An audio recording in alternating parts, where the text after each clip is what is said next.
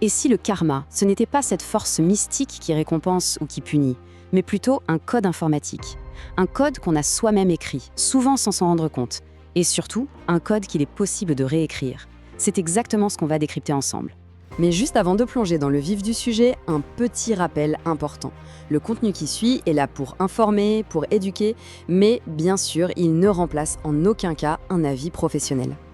On connaît tous ce sentiment, pas vrai? Celui de se retrouver dans les mêmes situations encore et encore, de réagir toujours de la même manière face à un certain type de personne ou de répéter sans cesse les mêmes erreurs. C'est comme un film qui tourne en boucle. C'est hyper frustrant et c'est une expérience très humaine. Alors la bonne nouvelle, c'est qu'on n'est absolument pas condamné à subir ce programme. D'ici la fin de notre discussion, on aura entre les mains les premiers outils pour devenir le propre programmeur de sa vie et commencer vraiment à réécrire ce code.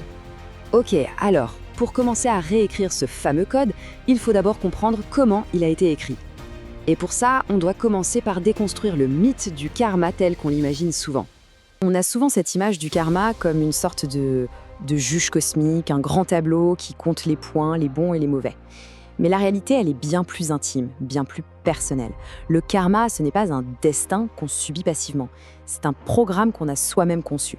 On passe d'une vision où on est victime à une vision où on est aux commandes.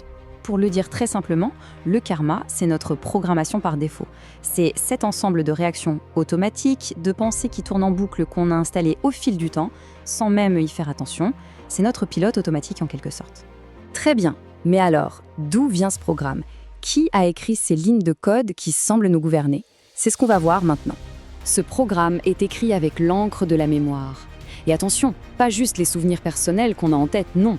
On parle d'une mémoire bien plus profonde. Il y a la mémoire génétique, ce que certaines traditions appellent le samskara, l'héritage de nos ancêtres.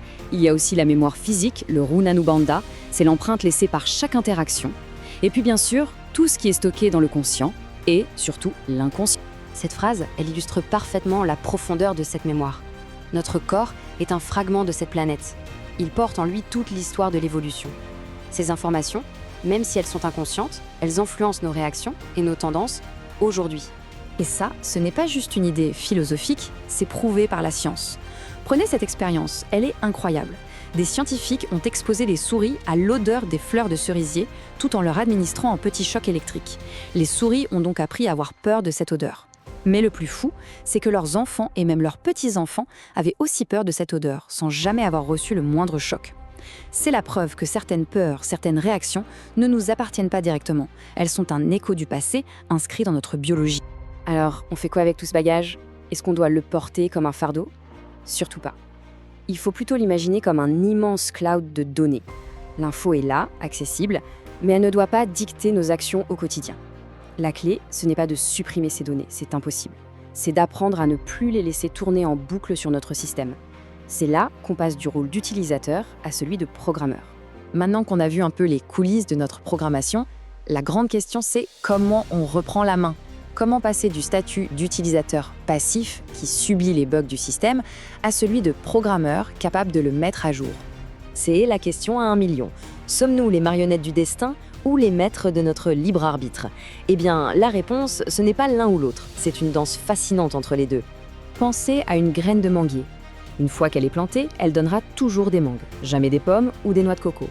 Ça, c'est la partie déterminée. C'est notre destin, si on veut. C'est le bagage de départ, notre karma accumulé.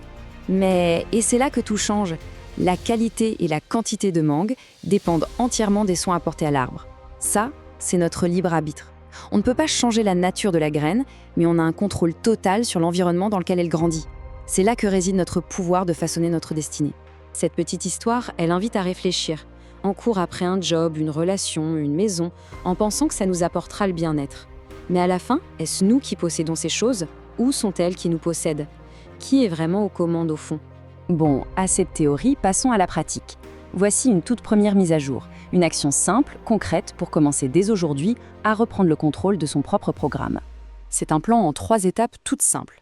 D'abord, pendant les prochaines 48 heures, l'idée c'est juste d'observer et d'identifier une de ces réactions automatiques qu'on a tous, par exemple l'agacement dans les bouchons. Ensuite, au moment où le déclencheur apparaît, on fait une pause, juste 3 secondes. Cet espace est crucial. Et enfin, dans cet espace de liberté, Au lieu de réagir par automatisme, on choisit consciemment une nouvelle réponse. Évidemment, ce ne sera pas parfait du premier coup. Si l'ancien automatisme revient, ce n'est pas grave, ce n'est pas un échec. C'est simplement le signe qu'on est en train de passer d'un mode compulsif à un mode conscient. C'est le processus même de réécriture du code. Le point le plus important à retenir de tout ça, c'est que ce pouvoir existe. La capacité de ne plus être une simple conséquence de son passé, mais de devenir l'architecte de son avenir, elle est vraiment à portée de main. Alors, voilà la question à se poser pour la suite. Quelle est cette petite réaction automatique, ce petit bug dans le programme, qui serait intéressant de choisir de mettre à jour en premier ? Le travail de programmation commence maintenant.